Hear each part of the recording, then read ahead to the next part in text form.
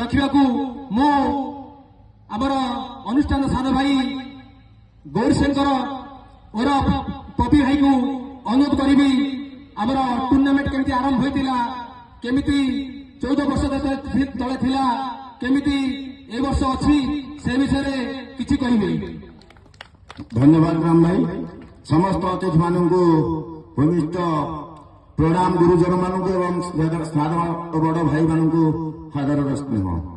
धन्यवाद देवी। ये एक टूर्णामेंट नुहे आम समस्त को अनुरोध एवं समस्ते दयाकोरी ध्यान देकी शुणिबे कथा पद्धति मात्र ये मात्र एक टूर्णामेंट नुहे ये समस्ते आम महापाठ साई आम गाँव आम हृदय स्पंदन भली दीर्घ 14 वर्ष धरी आमे ये जो अनुष्ठान टी कर एक मात्र एक भाईचार सृष्टि करने को एक भाईचारा बजाई रखा ये आनंद ये भावर खेल नुहे ये भावर आदान प्रदानकारी एवं आमर समस्त साही भाईचारा को बजाई रखा चलुची। 14 वर्ष तले जो अनुष्ठान टी आरंभ होता